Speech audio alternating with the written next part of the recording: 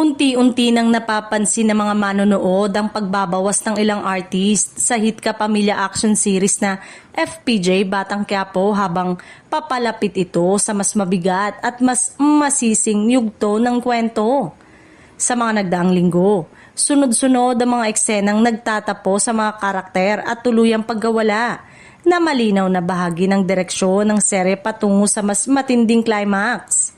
Ayon sa mga taga-subaybay ng palabas, ang ganitong pagbabawas ng cast ay karaniwang ginagawa kapag ang isang teleserye ay papasok na sa huling kabanata ng istorya. Sa kaso ng Batang Quiapo, mas binibigyang pansin na ngayon ang mga pangunahing karakter at ang magiging sentro ay unti-unting isinasantabi ang ilang supporting roles. Bagamat wala pang opisyal na anunsyo mula sa ABS-CBN tungkol sa eksaktong petsa ng pagtatapos ng serye, patuloy ang mga espekulasyon na malapit na itong magtapos batay sa takbo ng kwento. Ang sunod-sunod na matitinding eksena, malalaking revelasyon at pagwawakas ng mga karakter ay indikasyon na papunta na ang Batang Quiapo sa pinakamataas na bahagi ng naratibo nito.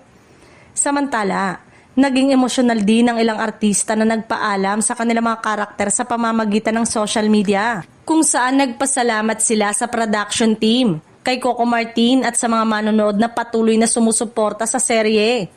Pinatunayan nito kung gaano kalaki ang naging bahagi ng Batang Quiapo sa kanilang karir at sa primetime television ng bansa. Sa kabila ng paalam, nananatiling mataas ang ratings at interest ng publiko sa FPJ Batang Quiapo habang papalapit ang inaabangang pagtatapos. Mas tumitindi ang pananabik ng mga manonood kung paano magtatapos ang kwento ni Tanggol at ng mundong kanyang ginagalawan.